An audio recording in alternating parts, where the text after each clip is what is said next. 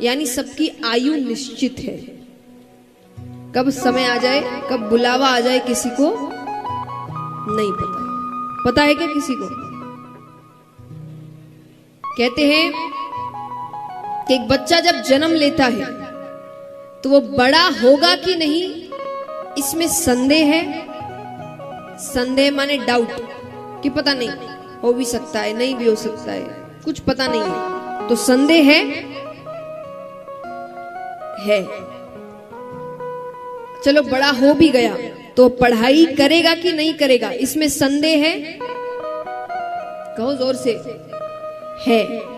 उसकी शादी होगी कि नहीं होगी, इसमें संदेह है। उसके बच्चे होंगे कि नहीं होंगे, इसमें संदेह है। वो मरेगा कि नहीं मरेगा, इसमें संदेह है।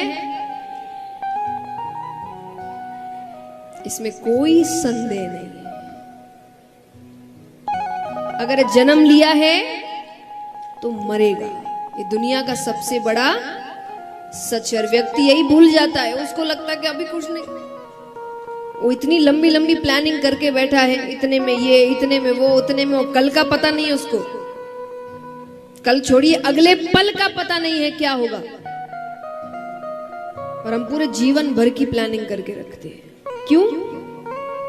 क्योंकि हम भूल जाते हैं कि अंत समय कभी भी आ सकता है। एक व्यक्ति, एक बहुत ही अच्छी कहानी सुनाती हूँ आपको।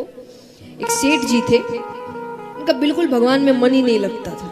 भगवान में मन नहीं लगता, किसी से रिश्ता अच्छे से नहीं रहता, सबसे झगड़ता रहता, खाली मेरा मेरा मेरा मेरा मेरा, दिन भर यही चलता उसके दिमाग में। तो उसके गांव में एक बार एक महात्मा जी आते हैं, गुरु आते हैं, संत आते हैं, ऋषि आते हैं। तो वो उनके पास जाता है, क्योंकि कई लोग इसकी शिकायत उससे कर चुके हैं कि तुम ऐसे हो, तुमसे।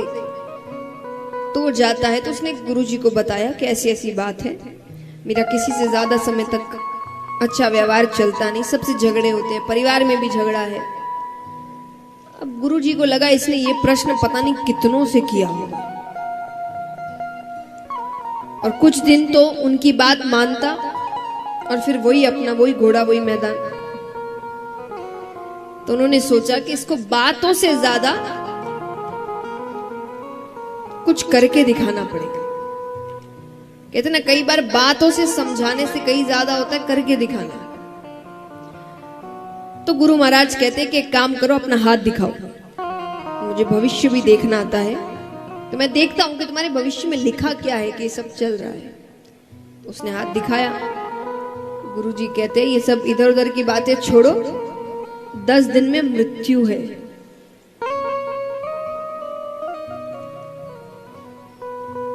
उसके तुम शब्द नहीं आ रहे उसको समझ में कि क्या बोल रहे हैं आप। बोले 10 दिन में मृत्यु है, ऊपर जाना है, अब क्या करना है तुम देखो। वो तो गया, 1 2 3 4 5 6 7 8 9 10 11 12 13 14 15 दिन निकल गए, कुछ नहीं हुआ। 15 दिन बाद वो आया, वो कहे आपने तो कहा था 10 दिन में मृत्यु है, 15 दिन हो गए मुझे कुछ भी नहीं हुआ। गुरुजी ने कहा तुमने 15 दिन में क्या किया? बोले पूछिए मत, मैं तो ऐसा भगवान में लगा हूं, मैंने बहुत नाम जप किया, बहुत दान किया, जिससे झगड़ा किया था वो सबसे माफी मांग ली, सारे रिश्ते सुधार लिए। बोले क्यों? अरे बोले जाने से पहले ये सब थोड़ी, कोई जाने से पहले तो सबसे अच्छा ही करके जाऊंगा, जब जाना ही है, अंत समय आ गया है तो क्या फायदा ये झगड़े ऊपर लेकर जाने का। मैंने बहुत दान किया, आधे से ज्यादा जायदाद दान कर दी अपनी, खूब भगवान का नाम जप किया, मेरा तो पूरा मन भगवान में ही लगा था। गुरु जी कहते हैं तुमने मुझसे पहले दिन आके यही पूछा था ना कि मेरे एकाग्रता का राज क्या है, अच्छे स्वभाव का राज क्या है, भगवान में मन लगने का राज क्या है। यही राज है। मैं अपनी मृत्यु को याद रखता हूं, मुझे पता है कि कभी भी वो आ सकती है, अगले पल भी आ सकती है, तो मैं कोई भी अच्छी चीज भविष्य के लिए छोड़ के नहीं रखा कि बुढ़ापे में करेंगे। अभी पहले अपना अपना अपना कर ले, बाद में तो करने। वो बाद आएगा कि नहीं आएगा किसको पता। हम भी तो यही करते हैं। हमारा क्यों दिन भर किसी और से झगड़ा हो रहा है, हम किसी का सहयोग नहीं कर रहे, सिर्फ अपना अपना देख रहे, क्योंकि हम सोचते बुढ़ापे में करेंगे। कई लोग कहते हैं ना कि ये कोई उम्र है क्या कथा सुनने की, जब उम्र आएगी तब सुनेंगे। ये उम्र है क्या भगवान का कीर्तन करने की, जब उम्र आएगी तो उम्र आएगी, पता है तुमको? ये तो पता नहीं। क्या पता उम्र नहीं आई तो? तब ऊपर जाएंगे, भगवान कहेंगे क्या किया, हम कहेंगे आपने करने ही नहीं दिया। हमने तो बुढ़ापे के लिए सोच के रखा था कि बुढ़ापे में सब करेंगे, बुढ़ापा आया ही नहीं। तो इसलिए जिंदगी के जो अच्छे कार्य हैं, महत्वपूर्ण कार्य हैं, उनको भविष्य पे मत छोड़िए। वो अभी के कार्य है। अपना जीवन जरूर जिए, पर सहयोग करना, भगवान का नाम जप करना, इसको भविष्य पे मत छोड़िए। एक बात हमेशा याद रखिए, भगवान को जब आप फूल चढ़ाते हैं पूजा के लिए, तो कैसे फूल चढ़ाते हैं बताइए? ताजा या 1-2 दिन पुराना? जोर से कहिए, पक्का, झूठ तो नहीं? तो फिर खुद को क्यों इतना पुराना होने के बाद देंगे भगवान को? हम भी जब भगवान की भक्ति करें तभी ना, जब ताजे हैं, जब स्वस्थ हैं, जब हर चीज अच्छे से चल रही है, दिमाग चल रहा है, शरीर चल रहा है, मन चल रहा है। जब आधी से ज्यादा चीजें चल नहीं रही होगी तब भगवान के पास जाएंगे। भगवान कहेंगे अब क्या कर रहे है, हालत तो है नहीं कुछ करने की, अब आराम कर ले, रहने दे। इसीलिए जब फूल भगवान को ताजे चढ़ाए जाते तो हम ताजे क्यों नहीं? हम इतने पुराने होने के बाद भगवान के पास क्यों जाते? तो भक्ति की उम्र बुढ़ापा नहीं होता, बचपन होता है, जब बिल्कुल ताजे हैं, मन साफ है। तो यहां पर सूत जी भी यही समझा रहे हैं, श्रीमद् भागवतम शास्त्रम, ये कथा जीव का कल्याण करती है। इसकी बातें, इसकी लीलाएं, इसका सार, इसकी सीख जीवन में वो हर चीज सिखाती है जिससे व्यक्ति जीवन की बड़ी से बड़ी लड़ाई लड़ सकता है, उसका कल्याण हो सकता है। अब यहां पर शौनकादि ऋषि पूछते हैं कि प्रभु हमें ये बताइए कि ये जो कथा है ये सबसे पहले किसने किससे कही? सूत जी कहते सबसे पहले ये कथा सनकादि ऋषियों ने नारद जी से कही। सनकादि ऋषि कौन है? ब्रह्मा जी के 4 पुत्र हैं, सनक, सनंदन, सनत कुमार, सनातन। इनको एक साथ कहते सनकादि ऋषि। कैसे सुनाई? एक बार नारद जी, जिन्होंने पृथ्वी की बहुत प्रशंसा सुन रखी थी, पृथ्वी पर आते हैं, वृंदावन तक पहुंचते हैं, उससे थोड़ा आगे बढ़ते हैं, ऋषिकेश, हरिद्वार। वहां पर सनकादि ऋषियों से उनका मिलना होता है। नारद जी के चेहरे पर चिंता के भाव हैं। सनकादि ऋषियों ने कहा, जो व्यक्ति हर वक्त भगवान का नाम लेता है, नारद जी कहीं भी जाते क्या कहते हैं? जोर से कहिए, नारद जी कहीं भी जाएं, और जोर से, नारायण नारायण।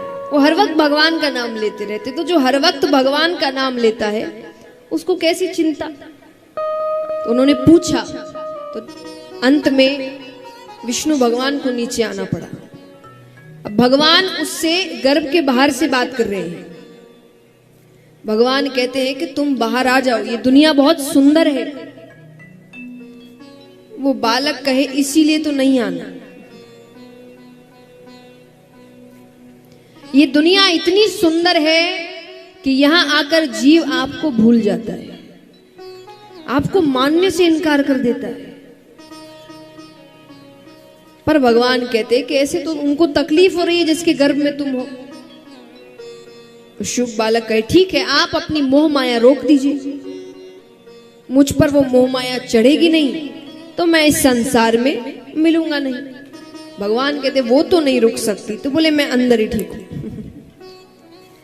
तब भगवान अंत में कहते कि ठीक है, एक क्षण में जितना समय होता है, सिर्फ एक क्षण, उसका भी जो 100वां हिस्सा होगा उतने समय के लिए मैं अपनी मोह माया रोक दूंगा। ठीक है, वो शुभ बालक कहे जब मैं कहूं तभी रोकिएगा। तो उसने बाहर निकलने की तैयारी कर ली। अब वो जैसे ही भगवान को इशारा करता है, भगवान अपनी मोह माया रोकते हैं और गर्भ के अंदर से साक्षात श्री सुखदेव मुनि महाराज प्रकट होते हैं। बोलिए श्री सुखदेव मुनि महाराज की। सुखदेव जी बहुत बड़े वैरागी माने गए और उनकी कृपा हो जाए, उनके जैसे गुरु की शरण मिल जाए तो व्यक्ति 7 दिनों में भगवान से मिल जाता है, जो राजा परीक्षित के साथ हुआ। कल से ये कथा आरंभ होगी। आज हम 2-3 जगह से कथाएं सुनेंगे, थोड़ी महादेव जी की तरफ से, थोड़ी अब नैमिषारण्य वन में चलेंगे, वहां सूत जी की तरफ से। कल से हम सुखदेव जी के मुख से कथा सुनेंगे। तो इनके जैसे गुरु मिल जाए तो भगवान से मिलना आसान हो जाता है। आइए उनके जन्म पर हम सभी प्रार्थना करते हैं, जिन्होंने गुरु बनाए हैं वो अपने गुरु का ध्यान करें, जिन्होंने नहीं बनाए वो भगवान का ध्यान करें कि उनको जब गुरु मिले तो सुखदेव जी जैसे गुरु मिले। गुरुर ब्रह्मा गुरुर विष्णु गुरुर्देवो महेश्वरा गुरुर साक्षात् परम ब्रह्मा तस्मै श्री गुरवे नमः। तस्मै श्री गुरवे नमः। तो इस प्रकार सुखदेव जी के अवतार की कथा आती है। अब चलते हैं नैमिषारण्य वन में, जहां 88,000 ऋषिगण बैठे हैं और उनको कथा सुना रहे हैं सूत जी। और उन 88,000 ऋषिगणों में सबसे बड़े ऋषि है शौनक ऋषि, इसलिए सभी को शौनकादि ऋषियों के नाम से संबोधित करेंगे। तो शौनकादि ऋषि सूत जी से पूछते हैं, अज्ञान ध्वंत विद्वंशा कोटि सूर्य समप्रभा सूताख्या ही कथा सारम मम कर्ण रसायनम। वो सूत जी से कहते हैं कि हम अज्ञानी हैं और आप में 1 नहीं 2 नहीं करोड़ों सूर्यों के समान ज्ञान रूपी प्रकाश है। आप बताइए कलयुग में जीव का कल्याण कैसे होगा? क्योंकि कलयुग में जीव कई प्रकार के दुखों से ग्रसित है, रोगों से पीड़ित है। छोटे छोटे बच्चों को बड़े बड़े रोग हैं और धीरे धीरे ये चीजें बढ़ती जा रही है, रोग बढ़ते जा रहे हैं। हम देख ही रहे हैं ये जो महामारी आई है, 2-3 साल हो गए, कुछ ना कुछ लगा ही रहता है हर कुछ महीने में। थोड़ा ठीक होता नहीं है कि फिर कोई आ जाता है, थोड़ा ठीक होता नहीं कि फिर। तो ये सब क्या है कि धीरे धीरे रोग बढ़ते जा रहे हैं, व्यक्ति और रोगी होता जा रहा है। तो भगवान को कब याद करे? जब उसे अपने ही दुखों से, अपने रोगों से ही फुर्सत नहीं मिलेगी, वो खुद ही इतना दुखी दिन भर रहेगा। तो वो पूछ रहे कि ऐसे में उसका कल्याण कैसे होगा? तो सूत जी कहते हैं, काल व्याल मुख ग्रास त्रास निर्नाश हेतवे श्रीमद् भागवतम शास्त्रम कलोकिरेण भाषितम। काल व्याल मुख ग्रास। काल एक सर्प की तरह है। किसकी तरह? सांप की तरह।